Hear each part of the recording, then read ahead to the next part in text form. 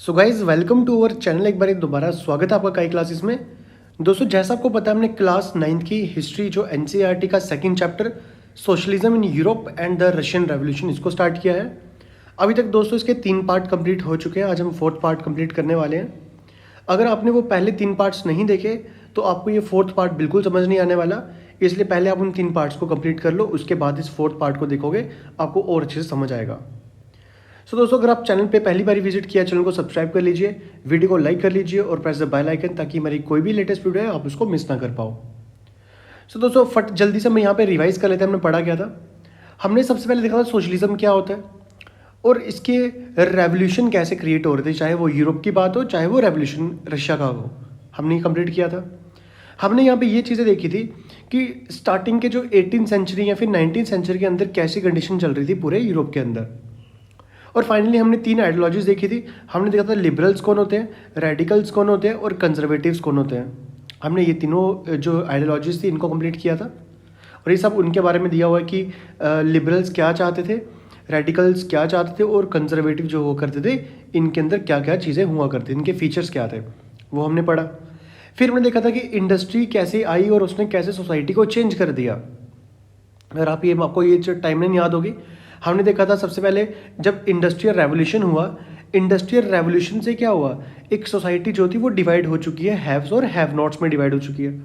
हमने ये भी आइडियोलॉजी समझ लिया था। उसके बाद आके हमने लास्ट में आते आते हमने कुछ थिंकर्स के नाम भी पढ़े थे, जैसे रॉबर्ट ओवन हो गया, लुइस ब्लैंक हो गया या फिर कार्ल मार्क्स या फ्रेडरिक एंगल्स हो गया, इनके नाम भी हमने पढ़े थे।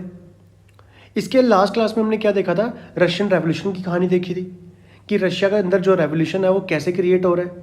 रशिया के अंदर कौन कौन सी जो थी वो आज की प्रेजेंट कंट्रीज हुआ करती थी, वो हमने पढ़ा यहाँ पे। इसके बाद हमने यहाँ पे इस पेज पे ये पढ़ा था कि कैसे रशिया की इकॉनमी और जो उनकी सोसाइटी थी वो डिवाइड थी। हमने इसमें ये देखा था जो इनकी इकॉनमी थी वो 85% कौन सी थी, 85% एग्रेरियन सोसाइटी हुआ करती थी, मतलब एग्रीकल्चर किया करते थे ये। हमने ये भी पार्ट कंप्लीट किया था। हमने ये भी देखा था कि इनके जो वर्कर्स हैं वो भी आपस में क्या हो चुके हैं, डिवाइड हो चुके हैं on the basis of skill के बेसिस पे डिवाइड हो चुके हैं। जो मेटल वर्कर्स हैं वो अपने आप को सुपीरियर मानते हैं, जो और वर्कर्स हैं वो अपने आप को इन्फीरियर मानते हैं। हमने ये भी देखा था कि वुमेन्स की कंडीशन कैसी थी यहाँ पे। और लास्ट में आते आते हमने कुछ रिवॉल्ट देखे थे कि 1896 से 97 और 1902 में क्या होता, टेक्सटाइल जो इंडस्ट्रीज हुआ करती थी यहाँ के लोगों ने स्ट्राइक किया था। हमने ये कंप्लीट किया था। आज दोस्तों हम पढ़ने वाले हैं सोशलिज्म इन रशिया। रशिया के अंदर सोशलिज्म कैसे हुआ, आज हम इसके बारे में हम यहाँ पे जल्दी से कंप्लीट करेंगे। दोस्तों अगर मैं आपको बता दूं यहाँ पे कि अभी हम पढ़ने क्या वाले हैं, हम आज पढ़ने वाले हैं सोशलिज्म।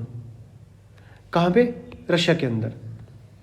अगर मैं आपको यहाँ पे बताने की कोशिश करूँ, अगर एक टाइमलाइन ड्रॉ करते हैं हम ऐसे, और यहाँ पे मैं आपको बताऊँ, अगर हम यहाँ पे लिखते हैं 1789, आई होप अभी ये डेट आपको भूलने नहीं वाली, French revolution. 1815 Waterloo battle, Napoleon हार गया था। इसके बाद 1830s के समय में क्या हुआ था, इसके बाद इंडस्ट्रियलाइजेशन स्टार्ट हो गया। और आपको पता है इंडस्ट्रियलाइजेशन सबसे पहले कहाँ पे हुआ था, सबसे पहले हुआ था इंग्लैंड में। इंग्लैंड बोल सकते हो या फिर हम इसको ब्रिटेन बोल सकते हैं, ब्रिटेन में हुआ। जब ये खासकर 18th सेंचुरी की जो इंडस्ट्रियल रेवोल्यूशन है ये इंग्लैंड में स्टार्ट हो रहा है। अगर मैं आपको मैपिंग के जरिए दिखाने की कोशिश करूं, आप यहाँ से समझ सकते हो इंडस्ट्रियलाइजेशन यहाँ पे स्टार्ट हो रहा है, फिर धीरे धीरे धीरे धीरे धीरे फिर यहाँ कहाँ पहुँचा, ये रशिया के अंदर पहुँच रहा है। अब रशिया के जाने में तो टाइम लगेगा ना इस इंडस्ट्रियल रेवोल्यूशन को जाने में। वही चीज़ बताने की कोशिश की जा रही है कि जो इंडस्ट्रियलाइजेशन है वो रशिया में जाते जाते उसको टाइम लगा। और जब वो इंडस्ट्रियल जब रशिया में पहुंचेगा, और वही कंसेप्ट को पता है कि सोशलिज्म क्रिएट हो जाएगा यहाँ पे। सोशलिज्म का मतलब क्या हुआ, सोसाइटी हैव और हैव नॉट्स में डिवाइड हो चुकी है, इन दोनों को इक्वलिटी लाने के लिए सोशलिज्म की भावना होती है। इस तरीके से क्या होता है, सोशलिज्म हमारे कहाँ पे आता है, रशिया में आता है। अब इसको पढ़ते हैं, यहाँ पे क्या लिखा हुआ है। कहते हैं जितनी भी पॉलिटिकल पार्टीज हुआ करती थी रशिया के अंदर 1914 से पहले, अपडेट याद रखना 1914 इंपॉर्टेंट है, उन सबको इलीगल घोषित कर दिया गया कि ये पार्टी जो है ये बेकार पार्टीज है, ये लीगली काम नहीं करती। इसके बीच में एक पार्टी थी जिसका नाम था Russian social democratic workers party. एक ये पार्टी थी जो 1898 में बनाई गई थी बाय सोशलिस्ट, और ये वही सोसाइटी हुआ करती थी जो कार्ल मार्क्स के आइडियाज़ को फॉलो करती थी। मतलब जो सोशल डेमोक्रेटिक वर्कर पार्टी है ये कार्ल मार्क्स के आइडिया को फॉलो करती है।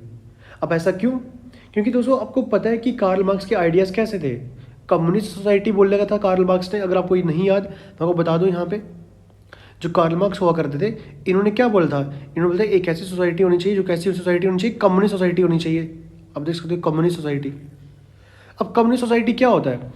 एक ऐसी सोसाइटी होती है जो अपने हक के लिए लड़ती है, मतलब सब इक्वलिटी होना चाहिए, कम्युनिस्ट सोसाइटी वो होती है। तो 1914 से पहले जितनी भी पार्टी थी सबको इलीगल घोषित कर दिया गया, और इसी के बीच में एक पार्टी थी जिसका नाम था Russian social Democrat workers party. ये जो पार्टी थी 1898 में बनाई गई थी। However, because of the government policing, it had to operate as an illegal organization. It set up a newspaper, mobilized workers and organized strikes. अब देखो 1914 में तो इलीगल घोषित कर दिया गया, इसका मतलब ये पार्टी 1898 में पहले बन रही थी, इसका मतलब ये भी क्या होगी? ये भी इलीगल घोषित कर दिया जाएगा इसको। बट इलीगल के होने के बावजूद भी ये पार्टी अपना काम कर रही थी, काम किया जा रहा है इसके द्वारा। जैसे इसने अपने न्यूज़पेपर भी बना लिए हैं, मोबिलाइज्ड वर्कर्स, वर्कर को मूव करवाई जा रही है, आगे से कहीं मूव करवाना है तो वर्कर्स को ले जा रही है। ऑर्गेनाइज स्ट्राइक, और ये जो पार्टी है ये कभी कभी स्ट्राइक्स को भी ऑर्गेनाइज करती है, मतलब स्टार्ट करवाती है। हमने ये समझ आया। अब जैसे ये इलीगल ऑर्गेनाइजेशन लिखा ना, इसका मतलब ये काम कैसे करती होगी? ये काम करती होगी underground activities, underground activities follow की जाती है यहाँ पे। इस चीज़ का मतलब क्या हुआ अंडरग्राउंड एक्टिविटीज़ का? मतलब कि एक सोसाइटी में आके काम नहीं करना, बल्कि एक छिप के काम करना, उसको बोलते हैं अंडरग्राउंड एक्टिविटीज़। ये समझ आ गया? इसके अलावा कुछ ऐसे रशियन सोशलिस्ट हुआ करते थे जिनको ये लगा कि जो रशिया के जो पीजेंट्स हैं on dividing land periodically made them natural socialist. क्या बोल रहे हैं? कहते हैं कि कुछ ऐसे रशिया के सोशलिस्ट हुआ करते थे जिनको ये लगता है जो रशिया के जो पीजेंट्स हैं, कस्टम्स इनका जो है, इनका जो ट्रेडिशन चलता आ रहा है of dividing land periodically made them natural socialist. अब क्या ना, रशिया में ना एक कल्चर फॉलो होता है, मैं आपको बता दूं यहाँ पे। रशिया में एक कल्चर फॉलो होता है जहाँ पे वो क्या करते हैं, अपने जो लैंड है उसको डिवाइड करते हैं पीरियडिकली, मतलब टाइम टू टाइम उसको डिवाइड करते रहते हैं आपस में मतलब 10-12 लोग मिल जाएंगे और वो आपस में ही लैंड को क्या करेंगे, इक्वली डिस्ट्रीब्यूट करेंगे, शेयर करेंगे एक दूसरे के साथ। तो यहाँ से इनको ये लग रहा है कि हम तो नेचुरल सोशलिस्ट बन चुके हैं, सो पीजेंट हो गए। बट यहाँ पे याद रखना सिर्फ पीजेंट की बात की जा रही है, सो पीजेंट्स नॉट वर्कर्स, वर्कर नहीं, सिर्फ पीजेंट्स। जितना भी रेवोल्यूशन हुआ उसके पीछे सदा जो साथ दिया किसने दिया? वो पीजेंट ने दिया। वर्कर्स ने बहुत कम साथ दिया, क्योंकि वर्कर देखो, एक ऐसा वर्कर जो फैक्ट्री में काम कर रहा है, जाके इंडस्ट्रीज में काम कर रहा है, उसके पास तो टाइम ही नहीं होगा कुछ रेवोल्यूशन करने के लिए। ये जो पीजेंट ग्रुप है, अब देखो ये पीजेंट क्या का काम क्या होगा, ये सुबह शाम अपने खेत में जाएगा, बट दिन में थोड़ी देर के लिए फ्री रहेगा ये, तो उस समय क्या करेगा, ये रेवोल्यूशन में पार्टिसिपेट करना शुरू कर देगा। तो इस तरीके से क्या हुआ, सिर्फ पीजेंट लोग क्या कर रहे हैं, रेवोल्यूशन में पार्टिसिपेट कर रहे हैं, वर्कर्स लोग नहीं कर रहे। और Russia could become a socialist more quickly than other countries, और इसी वजह से क्या हुआ, रशिया जो देश था ये बहुत जल्दी सोशलिस्ट बन गया एज कम्पेयर टू अदर देश। अब अदर देश में कौन, जैसे फ्रांस हो गया, जर्मनी हो गया, इटली हो गया, उनके मुकाबले में रशिया बहुत जल्दी क्या हो गया, सोशलिस्ट बन गया। और इसी के तरीके से हमने देखा जो सोशलिस्ट ग्रुप कौन है, ये पीजेंट ग्रुप है। और पीजेंट कहाँ रहता है, ये कंट्री साइड पे रहता है, मतलब दूर मतलब विलेज एरिया में रहता है। तो 19वीं सेंचुरी के अंदर जो सोशलिस्ट की जो भावना हुआ करती थी, ये most of the time active रही कंट्री साइड के, मतलब विलेज एरिया में। और यहाँ पे इन्होंने एक अपनी पार्टी बनाई, सोशलिस्ट रेवोल्यूशनरी पार्टी 1900 में। कौन सी पार्टी बनाई, सोशलिस्ट रेवोल्यूशनरी पार्टी बनाई। ये जो पार्टी हुआ करती थी ये पीजेंट के स्ट्रगल के लिए लड़ रही है कि पीजेंट के राइट्स होने चाहिए, डिमांड कर रही है अपने नोबल से भाई इनके जो ज़मीनें उनको ट्रांसफ़र कर देनी चाहिए। अब यहाँ पे आपको एक क्वेश्चन आएगा कि what were the demands of the peasants, या फिर ऐसा क्वेश्चन आएगा what activities do the social revolutionary party, इसने क्या क्या किया। तो इन्होंने क्या किया, ये जो भी काम किया करती वो पीजेंट के राइट के लिए किया करती थी, और ये डिमांड करती थी भाई जो हमारी ज़मीनें जो नोबल्स के पास जा चुकी हैं उसको हमें वापस कर देना चाहिए। जो सोशल डेमोक्रेट्स हुआ करते थे ये डिसएग्री करते थे सोशल रेवोल्यूशनरी अबाउट पीजेंट्स के साथ। अब यहाँ पे मैं बताता हूँ आपको एक चीज़ समझाता हूँ मैं आपको। पूरे रशिया के रेवोल्यूशन के अंदर जो एक्टिव प्रोटेस्टेंट हुए, एक्टिव या सोशलिस्ट बोल सकते हो, वो दो लोग हुए। एक हुए कौन? एक हुए हमारे पीजेंट ग्रुप, और कहीं ना कहीं ऐसा नहीं वर्कर बिल्कुल साथ नहीं दे रहे थे, वर्कर भी थोड़ा छोटा मोटा तो साथ दे ही रहे होंगे। तो ये दोनों एक्टिव जो थे हमारे वो सोशलिस्ट रहे थे पूरे रेवोल्यूशन के अंदर। अभी मैंने आपको दो पार्टीज के नाम बताए। एक पार्टी का नाम पढ़ा हमने रशियन सोशल डेमोक्रेट पार्टी, एक पढ़ा हमने सोशल रेवोल्यूशनरी पार्टी। एक सोशल डेमोक्रेट है, एक सोशल रेवोल्यूशनरी है। अब इन दोनों में क्या होता है वो समझते हैं, इनकी आइडियोलॉजीज क्या है दोनों की। अब यहाँ पे लिखा भी है, कहते हैं जो सोशल डेमोक्रेट था वो डिसएग्री करता था किसके साथ? रेवोल्यूशनरी पार्टी के साथ। और यहाँ पे एक वर्ड आया लेनिन का। लेनिन ये एक पर्सन का नाम है, काफ़ी ज़्यादा इंपॉर्टेंट पर्सन है। इसको लगा जो पीजेंट्स हैं were not one United group. अब पीजेंट ही एक ग्रुप में जुड़ा नहीं है, लेनिन को ऐसा लगा। क्योंकि पीजेंट्स में क्या, कुछ गरीब हैं, कुछ अमीर हैं, कुछ काम करते हैं, कुछ पूरा दिन बैठे रहते हैं, कुछ उसमें से लेबर का काम करते हैं, कुछ उसमें से काफ़ी हार्ड वर्क करते हैं। कहते हैं ये अब क्या हो चुका है, ये डिफ्रेंसिएशन हो चुकी है आपस में, मतलब ये आपस में टूट चुके हैं, आपस में ही डिवाइड हो चुके हैं। डिफ्रेंसिएशन का मतलब क्या हो गया? डिवाइड होना, टूटना, आपस में ही डिवाइड हो चुके हैं। तो कैसे ये एक बड़ी मूवमेंट चलाएंगे? आपस में कोई चीज़ टूटी होती है, वो कैसे एक चीज़ चला सकती है? अब मैं यहाँ पे कुछ चीज़ बता दूँ, क्लियर कर दूँ। यहाँ पे हमने देखा कि रशिया के अंदर, रशियन रेवोल्यूशन के अंदर दो पार्टीज हुआ करती थी। एक थी सोशल डेमोक्रेट पार्टी, एक थी सोशल रेवोल्यूशनरी पार्टी। ये समझ आया, सोशल डेमोक्रेट पार्टी और सोशल रेवोल्यूशनरी पार्टी।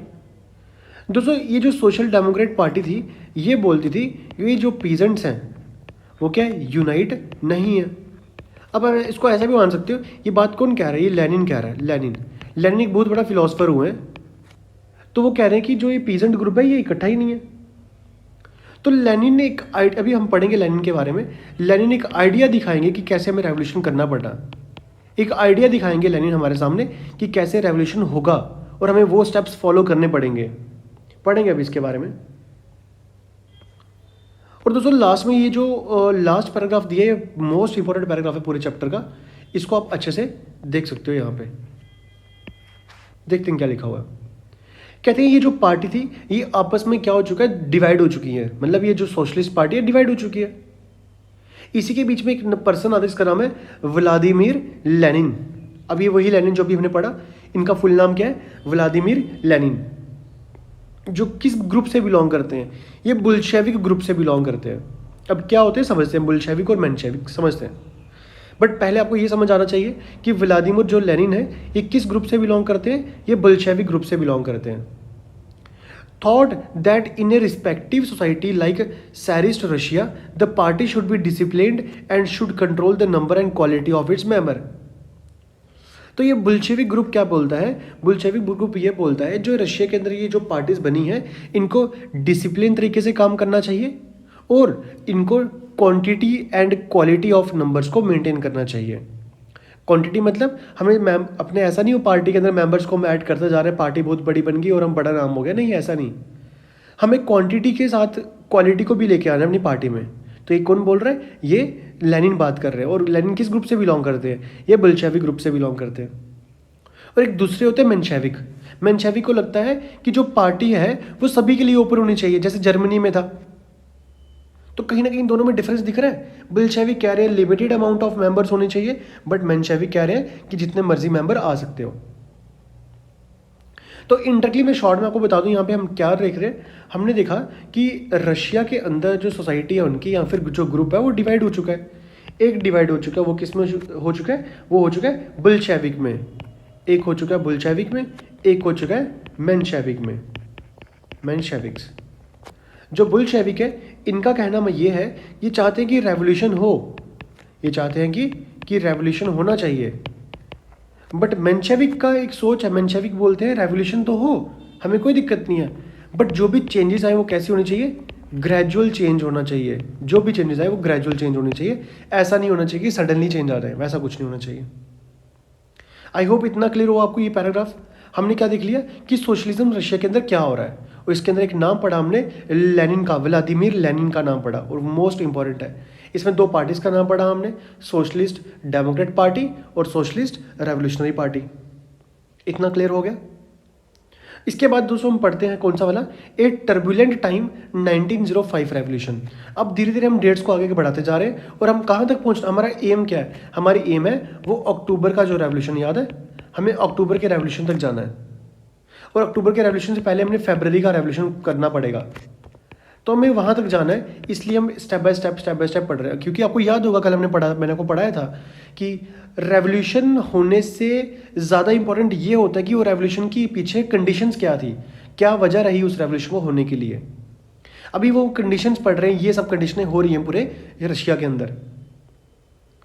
देखो दोस्तों, आपको पता है रशिया क्या था, रशिया ऑटोक्रेसी था।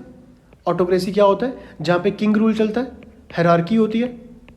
आपको तो पता ही है ऑटोक्रेसी क्या होता है। कहते हैं जैसे यूरोपियन रूलर्स हुआ करते थे, even at the beginning of the 20th century the czar was not subject to parliament. मतलब जैसे अगर हम बात करते हैं, यूरोप की बात करते हैं, और उसी तरीके से हमें बताया जा रहा है जो सार निकोलस है, अभी याद करोगा सार निकोलस कौन है, वही रशिया के जो किंग हुआ करते थे। कहते थे सार निकोलस पार्लियामेंट नहीं करते थे कुछ भी, मतलब अपने आपस में बैठ के डिस्कस नहीं करते थे, ये खुद से लॉ क्रिएट कर रहे हैं, इस तरीके में चलता था इनका काम। दोस्तों इसके अलावा जो लिबरल्स है रशिया के अंदर, लिबरल्स इन रशिया, ये जगह जगह क्या कर रहे हैं, कंपेन कर रहे हैं। कंपेन का मतलब क्या होता है, प्रोटेस्ट टाइप करना। कहते ये बोल रहे हैं कि to end the state of affairs, कि हमें ये स्टेट के जो रूल्स रेगुलेशन है ये हमें खत्म करने पड़ेंगे, हमें ये अच्छे नहीं लग रहे। इसके अलावा दोस्तों हम देखते हैं ये जो लिबरल्स ग्रुप है ये कैसा ग्रुप था। अगर आपको आइडिया आ रहा होगा, जब हमने वो आइडियोलॉजीज पढ़ी थी हमने, लिबरल्स, रेडिकल्स एंड कंजर्वेटिव्स, अगर आपको आइडिया, आपने मेरी क्लासेस लगाई होंगी, आपको पूरा क्लियर होंगी चीज़ें। लिबरल्स लोग कौन लोग होते हैं दोस्तों, लिबरल्स लोग वो लोग होते हैं जो कहते हैं कि क्या होना चाहिए, जो चाहते हैं कि जुडिशरी वेल ट्रेन जुडिशरी होनी चाहिए, जो चाहते हैं कि हमारा रिप्रेजेंटेटिव होना चाहिए बट इलेक्शन के द्वारा बना हुआ होना चाहिए। और ये राइट टू वोट की बात भी करते हैं, बट राइट टू वोट की बात इसलिए कर रहे हैं, और ये बोलते हैं कि राइट टू वोट किसके पास होना चाहिए, वो सिर्फ एक प्राइवेट प्रॉपर्टी वाले के पास होना चाहिए, और वुमेन के पास राइट टू वोट नहीं होना चाहिए। वो लिबरल्स होते हैं। और दुनिया में जितनी भी रेवोल्यूशंस हो रही हैं दोस्तों, उन सब में जो मोस्ट इंपॉर्टेंट रोल प्ले करता है, मोस्ट इंपॉर्टेंट रोल वो लिबरल्स ही प्ले करता है। कोई भी रेवोल्यूशन होगा, आप कोई भी रेवोल्यूशन उठा के देख लो, उन सब के अंदर लिबरल्स ने ही पार्टिसिपेट मोस्ट ऑफ द किया होता है। कहते हैं together with the socialist democrat and socialist revolution they worked with the peasants and workers during the revolution of the 1905 to demand a constitution. कहते हैं ये जो लिबरल्स लोग हैं, लिबरल लोग क्या कर रहे हैं, ये सोशल डेमोक्रेट के साथ मिलकर काम कर रहे हैं और सोशलिस्ट रेवोल्यूशनरी के साथ मिलकर काम कर रहे हैं। अब ये क्या दोस्तों, ये क्या चीज़ें आपको पता होगा, अभी पढ़ा हमने, ये दो पार्टीज हैं और जो दो आपस में डिसएग्री करती रहती हैं, ये वही पार्टी हैं।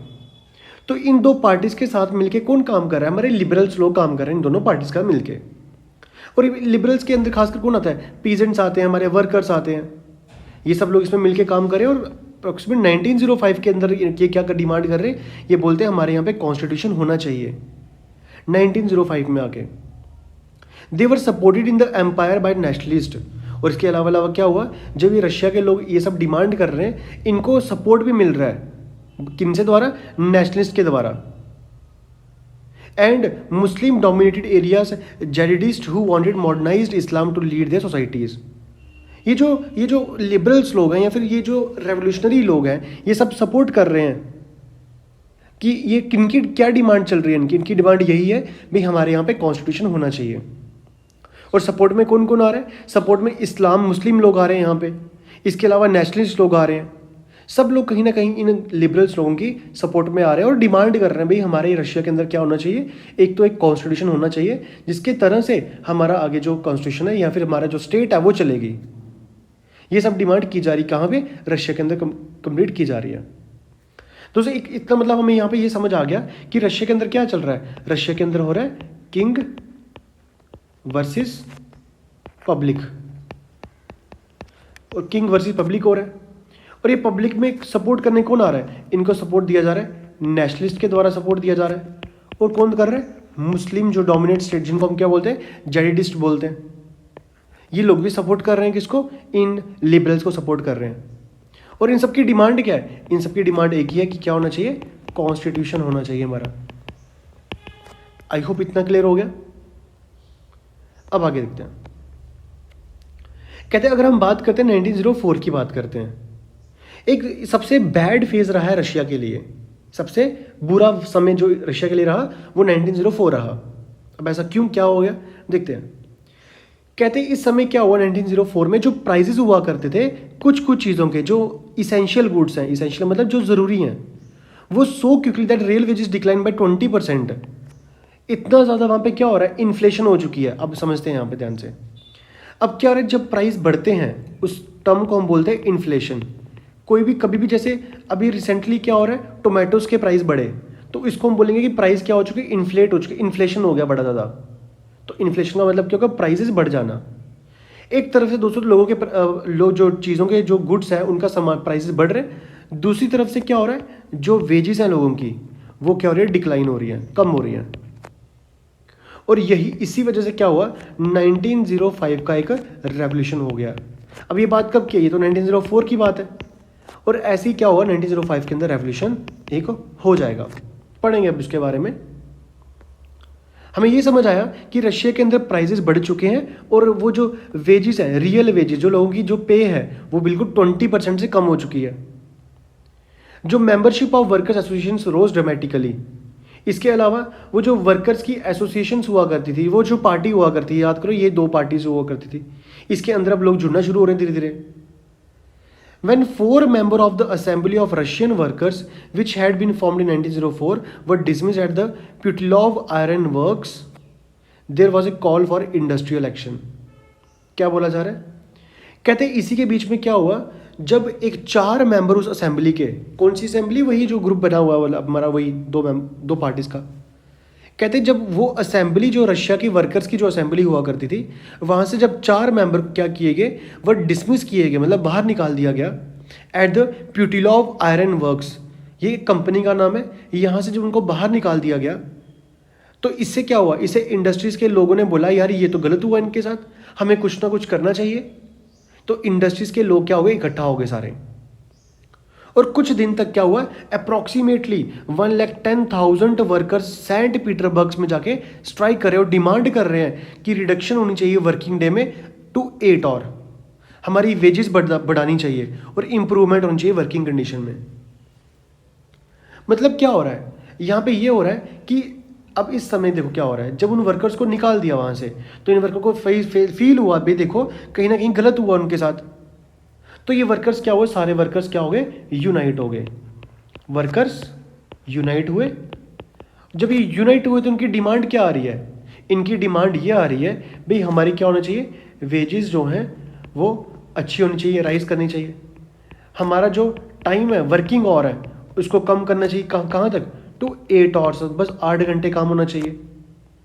इसके अलावा और क्या होना चाहिए, इनकी जो कंडीशंस हैं, वर्किंग कंडीशंस, वो इम्प्रूव होनी चाहिए। ये सब डिमांड की जा रही है वर्कर्स के द्वारा।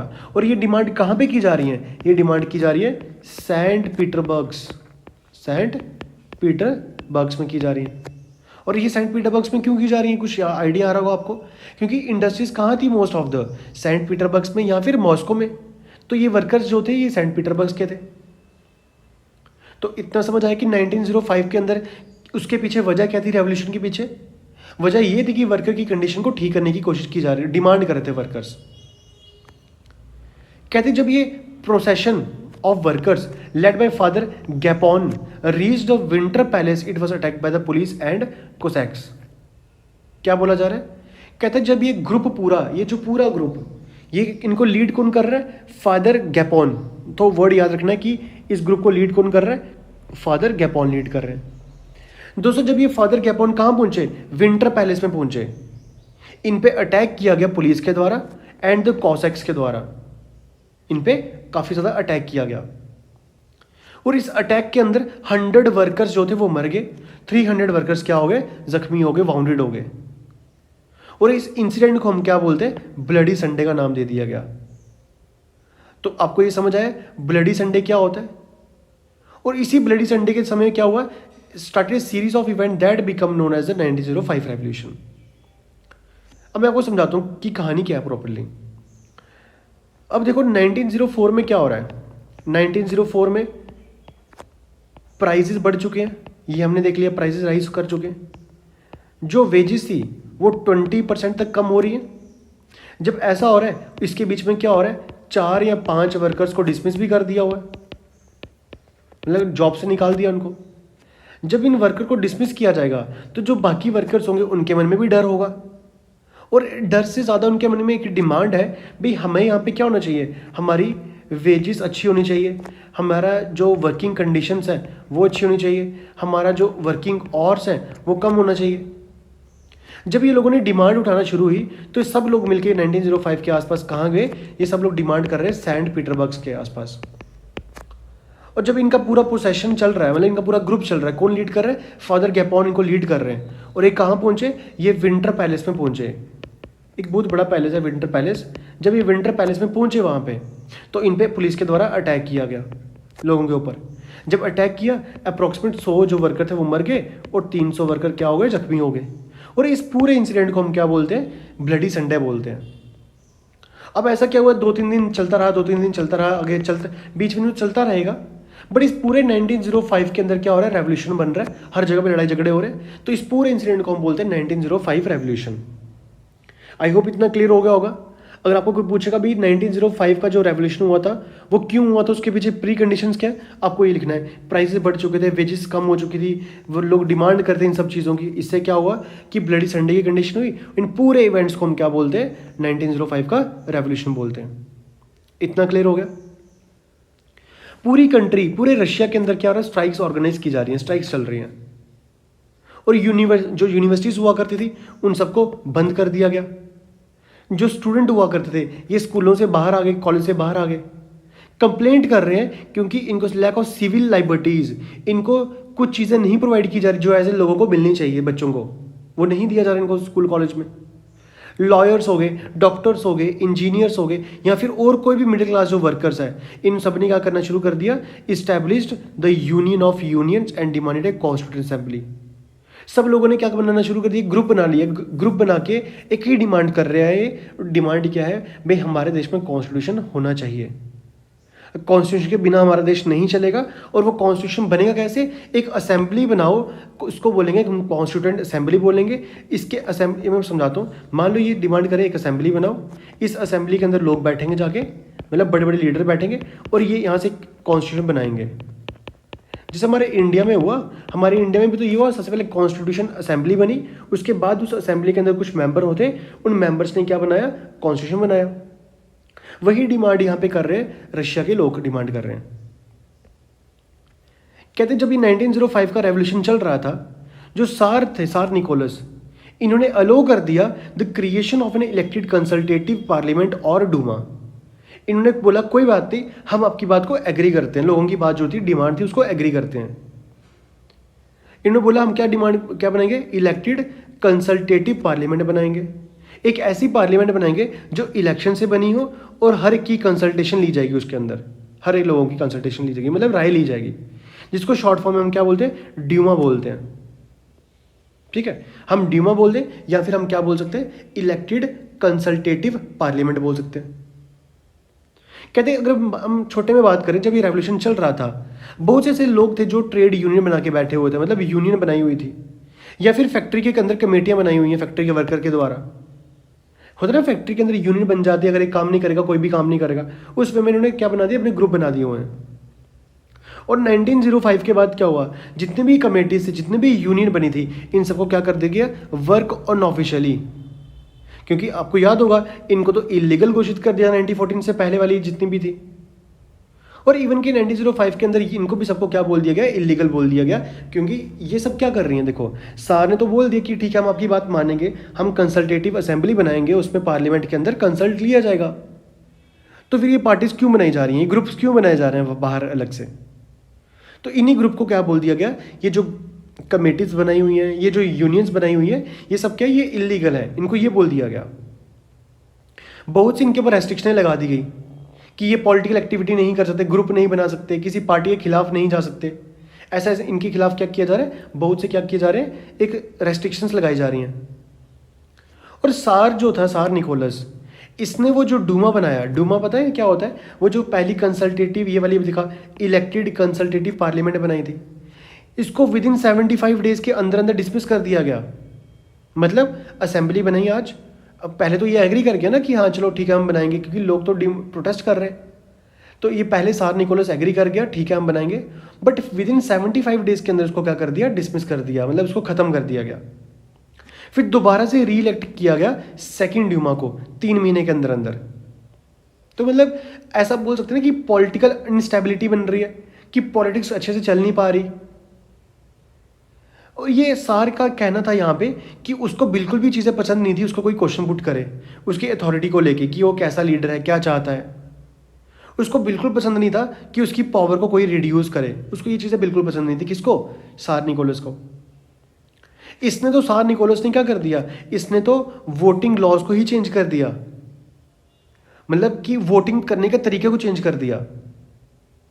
जब इसने वोटिंग करने के तरीकों को चेंज किया, इससे क्या हुआ? ड्यूमा बनाया गया, थर्ड ड्यूमा बनाया गया, मतलब थर्ड टाइम। और उसके अंदर क्या रखा गया? कंजर्वेटिव पॉलिटिशियंस रखे गए, लिबरल्स और रेवोल्यूशनरीज को बाहर निकाल दिया गया। अब आपको समझ आ रहा है? कंजर्वेटिव कौन लोग होते हैं? कंजर्वेटिव वो लोग होते हैं जो चाहते हैं कोई हाँ चेंजेस तो हो, बट बिल्कुल स्लो चेंजेस होनी चाहिए। और कंजर्वेटिव के अंदर कौन लोग आते हैं? वही जो किंग होता है, किंग के रिलेटिव्स लोग आते हैं, उसके यार दोस्त आ जाएंगे, वो सब इसके अंदर आएंगे।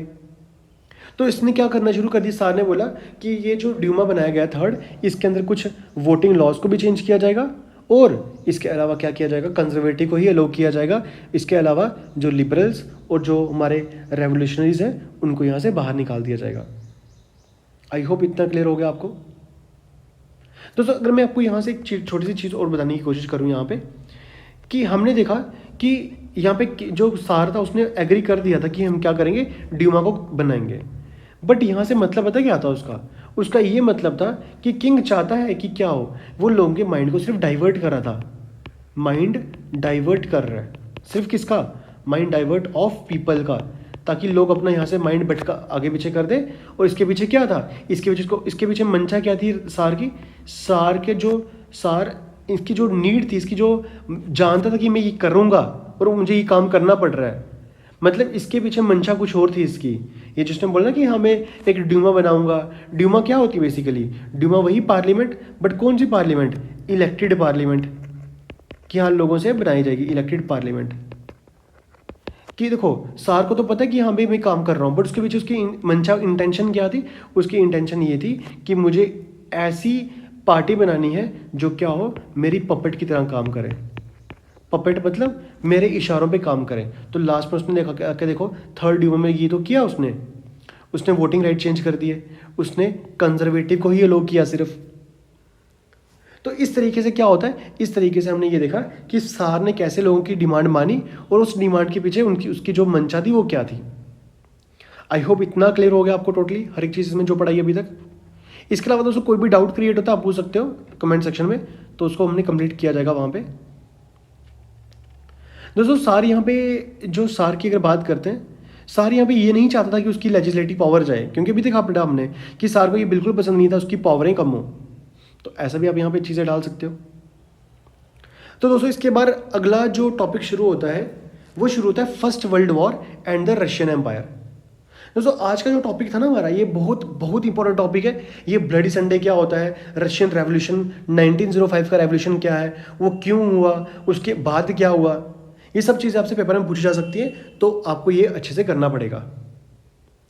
इसके अलावा दोस्तों आपको अगर कोई डाउट होता है आप पूछ सकते हो। चैनल में पहली बार विजिट किया तो चैनल को सब्सक्राइब कर लीजिए, वीडियो को लाइक कर लीजिए, प्रेस द बेल आइकन, ताकि हमारी कोई भी लेटेस्ट वीडियो है आप उसको मिस ना कर पाओ। तो आज को मैं यहाँ पे स्टॉप कर रहा हूँ।